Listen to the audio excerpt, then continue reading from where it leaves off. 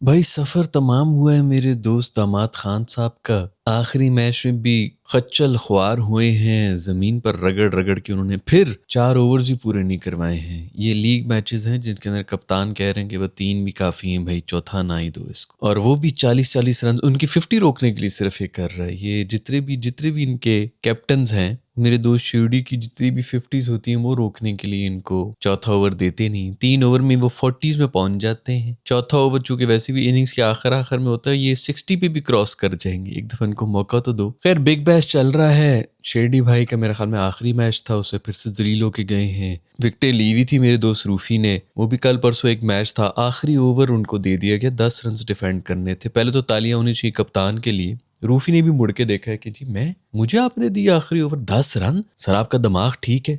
17 run भी होते तो मुझे कोई ओवर नहीं देता आखिरी, आप 10 रन पे दे रहे हैं। और वही मेरे दोस्त ने वही किया कि 3 बॉलों पे मैच खत्म करा दिया। या तो कहना बंदा चलो लास्ट बॉल तक चली गई थी, गुड एफर्ट रूफी, नहीं, उन्होंने ये मेक श्योर कर लिया कि अगर 15 रन भी होते ना तब भी मैंने दे देने थे। खैर इन चीजों के बारे में बात करेंगे बीबीएल का, जिस तरह मैं पहले भी बता चुका हूँ। आज ये जब खेल रहे थे, शादाब भाई जब बॉलिंग के लिए आए थे, 2 बैट्समैन खड़े हुए थे अगली टीम के। दोनों ने आज तक जिंदगी में इंटरनेशनल मैच खेला ही नहीं। जो आप लोग समझ रहे हैं कि जी गोरा है, ऑस्ट्रेलिया में मैच हो रहा है तो बड़ा कुछ स्टैंडर्ड का मैच हो रहा है, उनके डोमेस्टिक के प्लेयर्स ही हैं। ठीक है, मैं ये नहीं कह रहा कि उनके डोमेस्टिक वाले जो हैं वो पाकिस्तानी डोमेस्टिक जैसे ही होंगे, बट आपके नेशनल सेंसेशन ग्लोबल स्टार्स गए हुए हैं। जो चलो मैं इस पे भी नहीं कह रहा कि डोमिनेट करो, कम से कम कुट्टे तो ना खाओ ना यार उनके सामने जाके, उनके डोमेस्टिक के सामने। ये हमारा स्टैंडर्ड है। यही पाकिस्तान में आके सुपरस्टार भी बने हुए होंगे, बस वही ऊंची दुकान फीका पकवान, क्लब लेवल के बैटर से कुट्टे खा रहे हैं हमारे बॉयज। शादाब भाई की आज टीम फिर से हार गई है। बैटिंग में इनको 7वें नंबर तक तो भेजा नहीं जाता कि यार तू पीछे ही रह, और बॉलिंग के अंदर भाई से जो है वो 4 ओवर कोई पूरे नहीं कराते। तो फिर क्या कर रहे हैं भाई बेसिकली टीम के अंदर? कौन सी अभी पाकिस्तानी टीम के अंदर बेसिकली उनकी जगह है? पहला ओवर कराने के लिए आया शादाब भाई, पहले तो माथा जो है पसीने से भरा हुआ था। किसी को ऑस्ट्रेलिया में इस वक्त जो यहाँ पे पोलर बियर भी है इतनी मोटी खाल वाला, उसको भी पसीना नहीं आ रहा। इनको आ रहे थे ठंडे पसीने आ रहे थे। आप देख लें, आपके इंटरनेशनल लेजेंडरी हैं, पसीने से कंफ्यूज हुए थे। पहली बॉल ही वाइड कराई और दूसरी बॉल जो है जो कि पहली बॉल थी, छक्का, सीधा छक्का खाया। वो 11 रन उस ओवर में खाए थे। उसके बाद फिर दूसरे ओवर में फिर आगे छक्के चौके जो भी खाए थे। आखिरी बॉल जो है इनकी इनसाइड एज लग के पैड के ऊपर लग गई थी और एक्टिंग ऐसे करते बच गया, बच्चा बच गया। एक्टिंग ऐसी हो रही थी, ये समझते हैं कि वो उधर वाले भी जो है ना, ऑस्ट्रेलिया वाले भी, वो भी फुद्दू ही है, क्योंकि हमारी आवाम तो इन चीज़ों से फुद्दू बन जाती है कि ओह यार गुड। 12 बॉलों में से एक बॉल काम की कराई थी, वो भी इनसाइड एज लग के, वो भी अगला मारने के चक्कर में लगा हुआ था, इनसाइड एज हो गई थी। उस पर ऐसे एक्टिंग हो रही थी सर पकड़ के, मैच टर्निंग इवेंट था जैसे। वो 2 ओवर में मुसलसल कुट खाने के बाद उसके बाद फिर जो है उनके आउट शाउट हो गए थे, तो कोई चौका छक्का कुछ भी नहीं आ रहा था। पूरा का पूरा प्रेशर टीम पे आना शुरू हो गया। 200 बाय द वे 200 चेज हो रहा था। ये भी नहीं कि बॉलर्स के ऊपर कुछ ज्यादा लोड था। तीसरे ओवर में जैसे ही आए हैं, क्योंकि बड़ा ज्यादा उनके ऊपर प्रेशर आया हुआ था, तो शेरडी भाई को जब ओवर दिया गया, शेरडी भाई ने सारा प्रेशर निकाल आते ही छक्का खाया था। और दूसरा चौका भी हो रहा था, वो ऑस्ट्रेलवी फील्डिंग की वजह से वो चौका नहीं हुआ था, वरना वो चौका भी था। तो खैर 10 से ऊपर की तो उनकी, अब आज भी जो मैं 11 की इकॉनमी से कुट खाते रहे भाई, कोई विकेट भी नहीं ली और बैटिंग तो उन्होंने की ही नहीं। इनका सफर तमाम हुआ। अब हमारा सफर करना अंग्रेजी का शुरू होता है। इंग्लैंड के डोमेस्टिक का कोई रेलू कट्टा था जो कुछ भी नहीं, एक उसे चौका लगा था मेरा ख्याल में, वो भी टॉप एज का लगा था, कुछ भी उससे नहीं लग रहा था, कुछ समझ ही नहीं थी। मैं भी कहते इसको ऊपर क्यों भेज दिया। बॉलिंग भी जाया कर रहा है, 12 बॉलों पे पता नहीं 13 रन बनाए हुए थे, क्या किए थे, 200 चेस कर रहे थे और कोई एंकर शैकर करने की कोशिश नहीं करता, उसे लग ही नहीं रहा। वो भी आके शेरडी भाई को जो है वो मिडल करना शुरू हो गया था, लपेटे मार रहा था। वो तो शुक्र है कि फील्डर ने पकड़ लिया। 3 ओवर्स में 40 खाए हैं। या तो ये वो वाले प्लेयर्स हो ना कि बंदा कह रहा पाकिस्तान में बड़े प्लेयर्स होते हैं जो कि इंटरनेशनल लेवल के ऊपर आते हैं, फिर फेल हो जाते हैं, फिर वापस चले जाते हैं, फिर डोमेस्टिक में आपको नजर आना शुरू हो जाते हैं, मतलब लीग्स में आपको नजर आते हैं। हमारे वैसे भी हर प्लेयर जो है वो खेल लेता है, प्लेइंग 11 में आ जाता है, फिर बाद में उनको ख्याल आता है कि अच्छा ये तो इंटरनेशनल लेवल ही नहीं है, क्योंकि कोई जजमेंट वगैरह भी नहीं, कोई सिलेक्शन भी इस तरह नहीं होती है, कोई देखने वाली आंख भी नहीं है।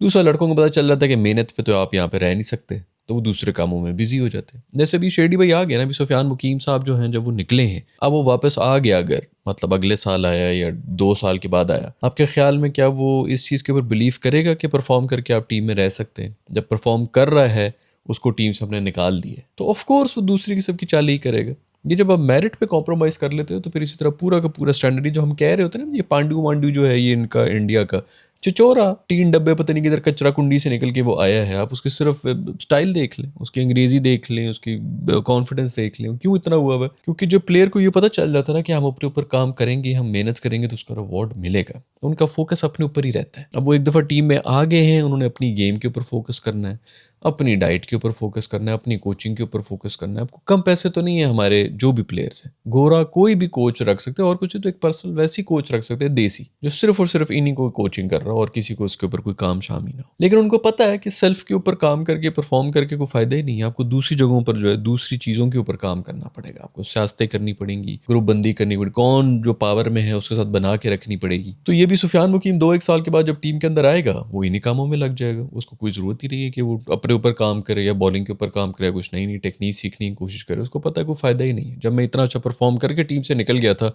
तो अभी मैं क्या ही उससे बेहतर कर लूंगा, अब तो उम्र भी नीचे जा रही है। तो वो इन्हीं चक्करों में ही पड़ेगा। जो भी प्लेयर आता है वो ऊपर आके समझ जाता है कि तो ये माहौल है, फिर वो इन्हीं चक्करों में पड़ जाता है। तो ये जब आप मेरिट को मार देते हैं ना, ये हर इदारे में होता है, सिर्फ क्रिकेट पे नहीं। जब आप मेरिट का कत्लेआम करेंगे तो जो काबिल लोग होते हैं वो भी मजबूरन इन्हीं चक्करों में पड़ जाते हैं। उनको लगता है कि यार इस तरह हम सर्वाइव कर सकते हैं, मेहनत से कोई सर्वाइव नहीं कर सकते। तो खैर ऐसा भी कोई प्लेयर नहीं है अभी, जिस तरह आज मैं देख ही रहा था, जो जो भी प्लेयर्स आ रहे थे।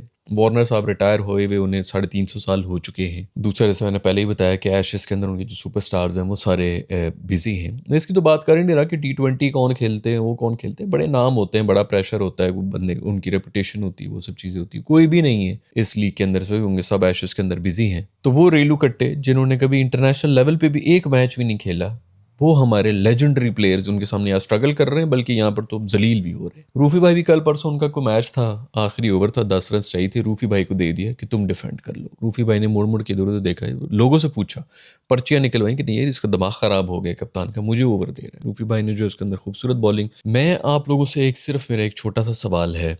अक्सर औकात मैचेस होते रहते हैं, देख कहते हैं, हम कहते हैं जी T20 जो है वो बैटिंग की गेम है, सिर्फ बैटर्स को ही हो गया है, बॉलर्स बेचारे कुट खाते रहते हैं। लेकिन फिर भी ऑन एंड ऑफ आपको हर टीम के अंदर कोई ना कोई ऐसी परफॉर्मेंस नजर आ जाती है जिसके अंदर बॉलर ने एंड में 7 रन डिफेंड कर लिए। चलो 7 फिर भी थोड़ा मुश्किल है, 8 रन 9 रन बड़ी अच्छी बॉलिंग करके डिफेंड कर लेते हैं। क्योंकि 10 से नीचे डिफेंड करना तो वैसे भी लोग कह रहे होते हैं कि चलो T20 है, कुट खा लें वटेवर। लेकिन ऐसी परफॉर्मेंसेस तो आपको नजर आ रही होती हैं। 6-6 रन वाली भी अभी पिछले दिनों की है, वो बांग्लादेशी लड़का है BPL के अंदर, उसने 6 रन डिफेंड किए, फिर सुपर ओवर में हमें 4 रन दिए। तो ये होती ही रहती है। आपसे सवाल सिर्फ मेरा ये है कि हमारा जो ये लेजेंडरी प्लेयर्स हैं, रूफी, नसीम, शाहीन, इन तीनों ने लास्ट टाइम कब कोई ऐसा ओवर कराया होगा जिसके अंदर मतलब गेम हमारे हाथ से निकल गई थी। बैटिंग टीम को ही जीतना चाहिए, 6 से 7 रन उनको बनाने हो, 8 रन चलो कर लो। इस सिचुएशन में हमारे ये प्लेयर्स आए हों और इन्होंने मैच वहां से जो है हमें जिता दी हो। ऐसा कब हुआ है लास्ट टाइम? आप लोग जरा सोच के मुझे बता दें। वक्त के साथ साथ लोग जो है वो कुछ सीख रहे होते हैं, कुछ ना कुछ इंप्रूवमेंट ला रहे होते हैं। कोई इंप्रूवमेंट नहीं, कोई सीख नहीं, कोई कुछ नहीं। 10-10 रन तो 3-3 बॉलों के ऊपर पूरे पूरे देने हमने भाई। दूसरों के आते हैं, यॉर्कर्स लग रहे होते हैं, वाइड यॉर्कर मार रहे होते हैं, हमारे बैटर्स भी स्ट्रगल कर रहे होते हैं। कहीं ना कहीं बंदा यही कह रहा होता है यार गुड बॉल थी भाई, इसको किस तरह मारे। कोई बहुत ही अनफॉर्चुनेट एजेस वेजेस निकल के चौके हो जाए तो हो जाए। हमारे ऐसे सुथरी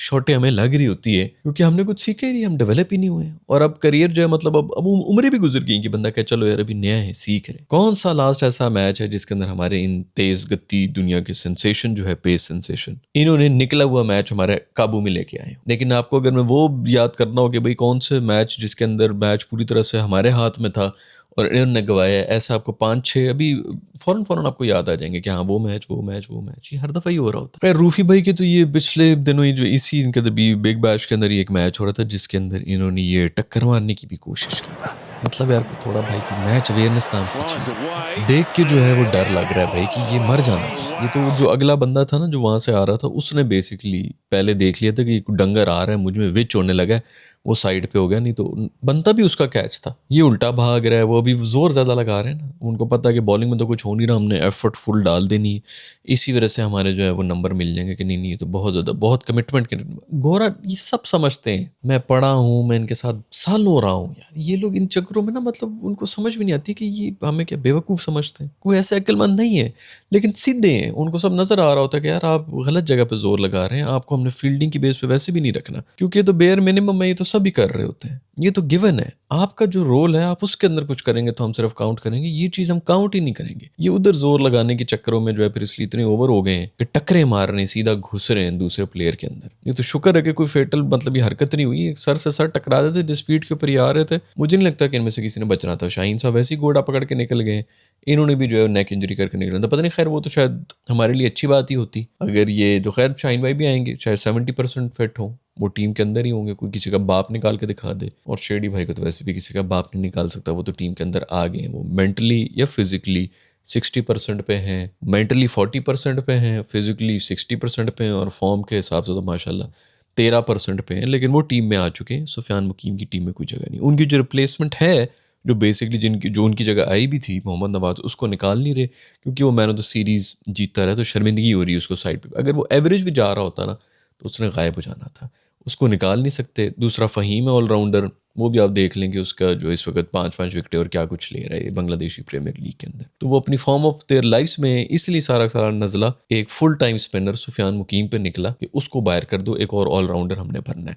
ऑलराउंडर की सीट में किसी को भी बाहर नहीं किया गया, उसको जो बॉलर है उसको निकाल दिया गया है। खैर भाई, ना गेम अवेयरनेस है, बैटिंग में आ रहे हैं तो उधर कोई गेम अवेयरनेस नहीं, सिचुएशन क्या बनी हुई है, अजीब स्ट्राइक रेट, रन रेट ऊपर जा रही है, बॉलिंग में आ रही है तो उसमें कुछ नहीं है, फील्डिंग के अंदर भाग रहे हैं तो उसमें कोई गेम अवेयरनेस नहीं है कि आगे से भी बंदा आ रहा है बस मैंने घुस जाना है, मैंने दीवारें भी तोड़ देनी है, मैंने सब कुछ कर देना है। हमारा यही स्टैंडर्ड रहेगा। जैसे मैंने बात की थी ना आपको, सारी की सारी डिबेट खत्म हो जाती है मेरिट के ऊपर। जब आप मेरिट का कत्लेआम करते हैं ना तो फिर आपका इसी तरह रहेगा। अब ये जो सुफियान मुकीम को हमने निकाला है, 1.5 साल बाद 2 साल बाद वो आएगा तो फिर कंप्लेन ना करना, उसने भी यही हरकतें करनी है। उसका भी फोकस अपनी गेम के ऊपर नहीं होगा, उसका भी फोकस इन्हीं सब चीज़ों के ऊपर होगा कि यार मैं ये करूँगा तो मैं टीम में रह सकता हूँ, अदरवाइज तो मुझे कोई भी आके निकाल देगा। और बात भी सही है, उसने देख भी ली है, अब एक्सपीरियंस भी कर ली। तो जब तक मेरिट का कत्ल होता रहेगा आपकी टीम इसी तरह चलती रहेगी और आपकी यही परफॉर्मेंसेज रहेंगी। जो आप रो रहे होते हैं ना, बड़ा टैलेंट है हमारे मुल्क में, बड़ा टैलेंट है, कहाँ से निकल के आ जाते हैं वो, जहाँ से भी निकल के आते हैं वहीं पर वापस घुस भी जाते हैं क्योंकि मेरिट को इज्जत नहीं दी जाती। खैर आज के एपिसोड पे इतना ही दोस्तों, मुबारक हो आपको, बहुत बहुत बेहतरीन परफॉर्मेंसेज जा रही हैं पूरे पाकिस्तान की लीग क्रिकेट के